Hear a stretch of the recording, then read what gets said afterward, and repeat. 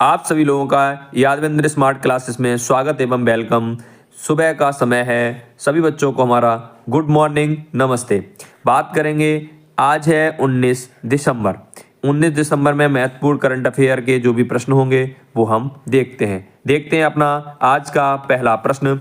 संविधान 129वां विधेयक 2024 का मुख्य उद्देश्य आपको बताना है। ये 4 विकल्प आपके सामने हैं। एक, नया केंद्र शासित प्रदेश बनाने के लिए संविधान में संशोधन करना, लोकसभा और राज्य विधानसभाओं के लिए एक साथ चुनाव कराना, एक नई मतदान प्रणाली शुरू करना, लोकसभा सीटों की संख्या बढ़ाना। तो इसका मुख्य उद्देश्य क्या है? इसका मुख्य उद्देश्य है लोकसभा और राज्य विधानसभाओं के लिए एक साथ चुनाव करना।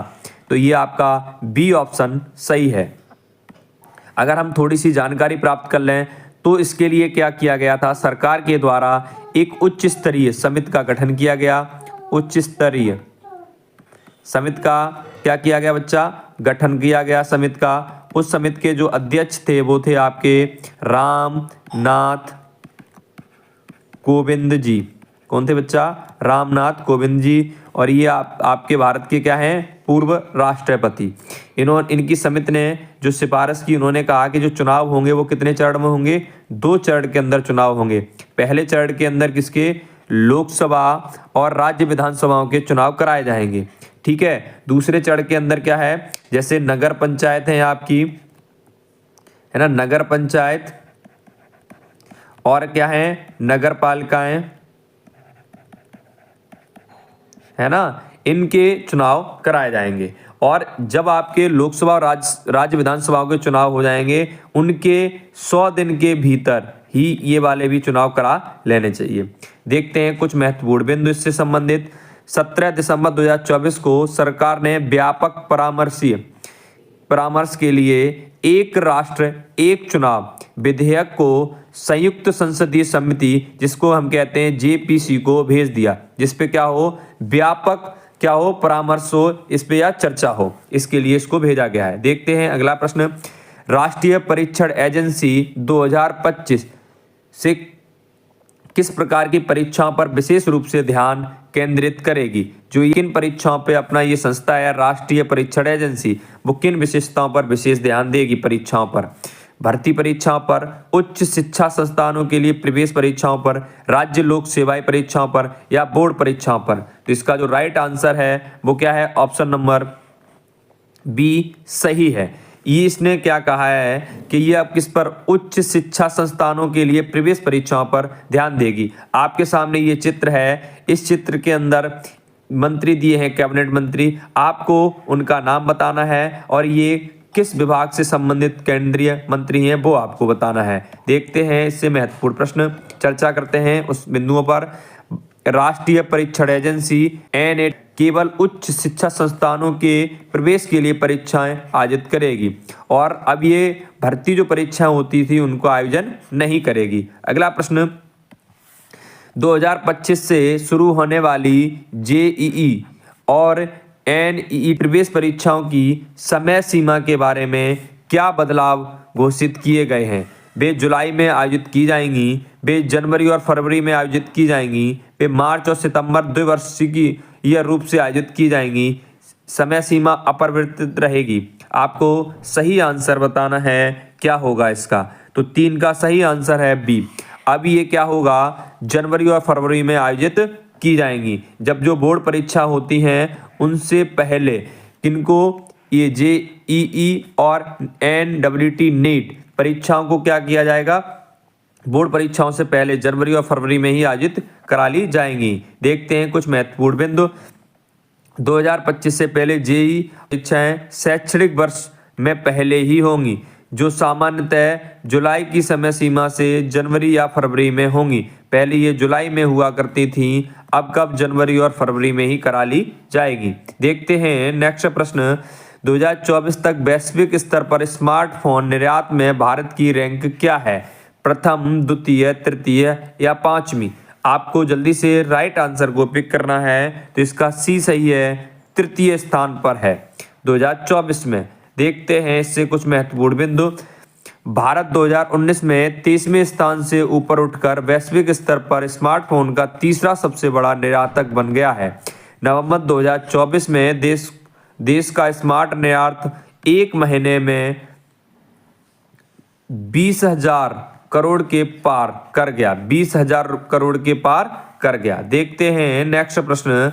श्रीलंका द्वारा भारत सहित 39 देशों के लिए मुक्त वीजा नीति को कब औपचारिक रूप दिया जाएगा? औपचारिक रूप कब दिया जाएगा? दिसंबर 24, जनवरी 25, फरवरी 25, मार्च 25। आपको सही आंसर बताना है। तो 5 का सही आंसर है बी, जनवरी 25 में। देखते हैं कुछ महत्वपूर्ण बिंदु। जनवरी 2025 से भारतीय उन 39 देशों के नागरिकों में शामिल हो जाएंगे जो श्रीलंका की यात्रा करने के लिए मुफ्त वीजा के पात्र होंगे। देखते हैं नेक्स्ट प्रश्न। भारत का पहला डायबिटीज बायो बैंक किस शहर में स्थापित किया गया? नई दिल्ली, कोलकाता, चेन्नई, पुणे।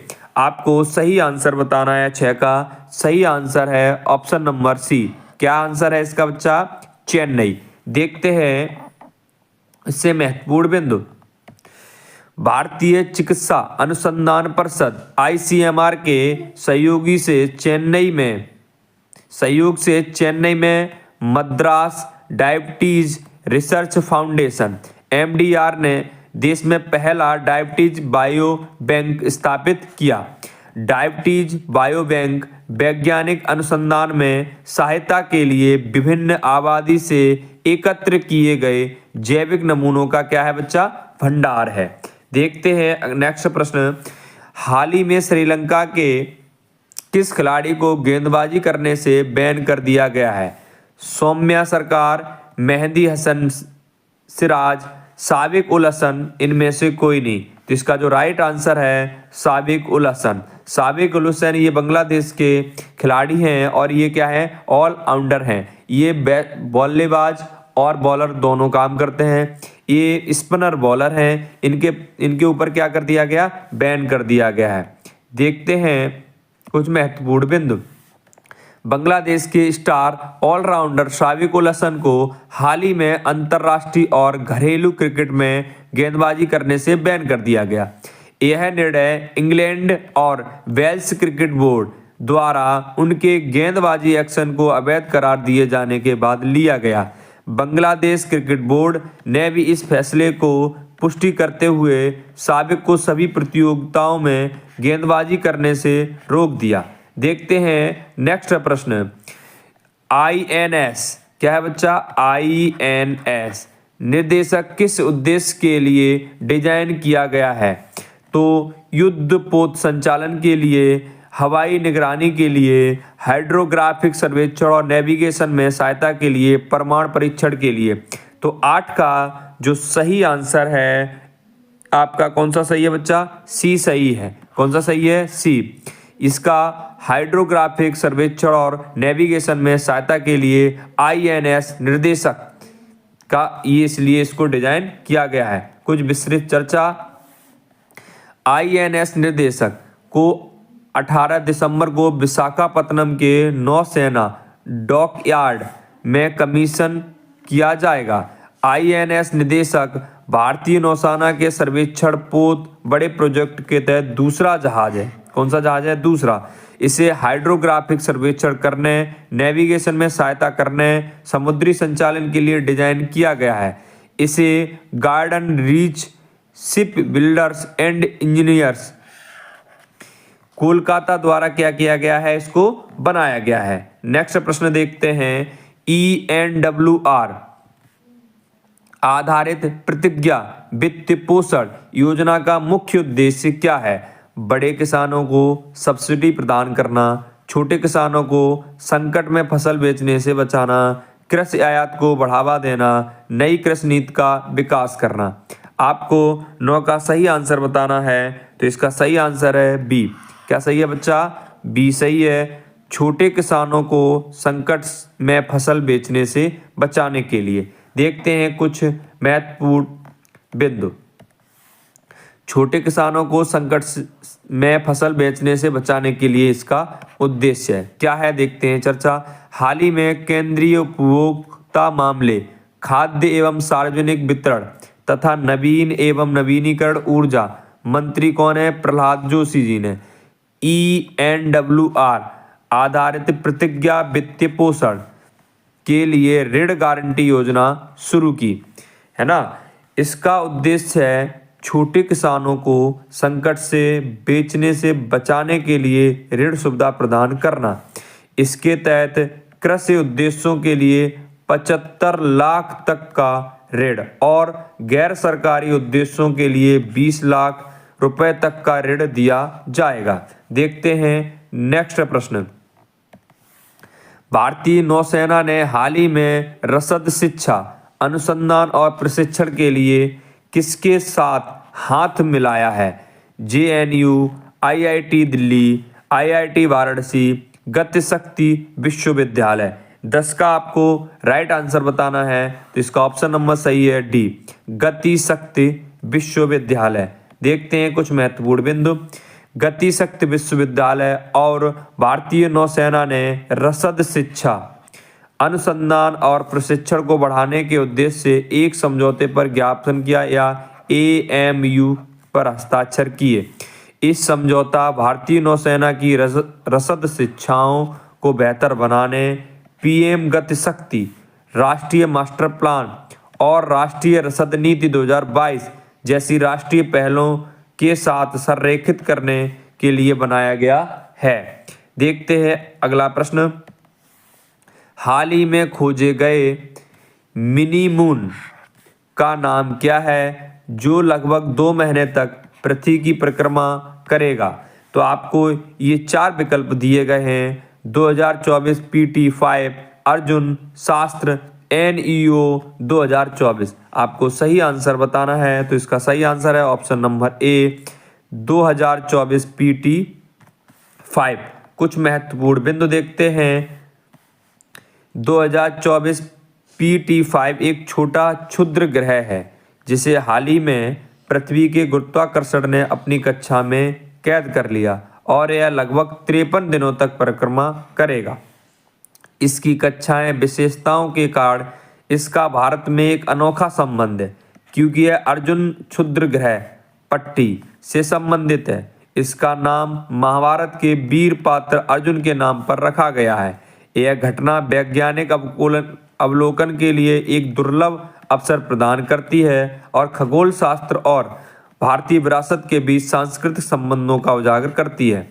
यह एक क्षुद्र नग्न आंखों से देखने के लिए बहुत ही धुंधला है। इसको अपनी नग्न आंखों से नहीं देख सकते क्योंकि ये क्या है, बहुत ही धुंधला है। देखते हैं अगला प्रश्न। हाल ही में किस मंत्रालय ने पीपल्स प्लान कैंपेन जन योजना अभियान शुरू किया? ग्रामीण विकास मंत्रालय, कृषि मंत्रालय, पंचायती राज मंत्रालय या गृह मंत्रालय? आपको सही आंसर बताना है, तो इसका सही आंसर है ऑप्शन नंबर C पंचायती राज मंत्रालय। देखते हैं कुछ महत्वपूर्ण बिंदु। इसका ऑप्शन आपको पता चल गया, C सही है, पंचायती राज मंत्रालय। पंचायती राज मंत्रालय ने पीपल प्लान कैंपेन जिसे जन योजना अभियान भी कहा जाता है और इसको क्या किया, शुरू किया। इस अभियान का विषय है सबकी योजना सबका विकास और यह 2025 से 2026 के लिए ग्राम पंचायत विकास योजना को तैयार करने पर केंद्रित है। 2.55 लाख से अधिक ग्राम पंचायतों में विशेष ग्राम सभाओं का आयोजन किया जा रहा है। इसका उद्देश्य जमीनी स्तर पर लोकतंत्र को मजबूत करना और ग्रामीण भारत में समावेशी विकास को बढ़ावा देना है। यह पहल ग्रामीण नागरिकों को अपने गांवों के भविष्य को आकार देने में सक्रिय रूप से भाग लेने का सशक्तिकरण करती है। अगर आपको हमारी ये करंट अफेयर का सेशन पसंद आया हो तो प्लीज़ हमारे चैनल को क्या करें, सब्सक्राइब करें, साथ में बेल आइकन का बटन दबाएं और क्या करें बच्चा, शेयर करें और लाइक करना न भूलें। जय हिंद, जय भारत।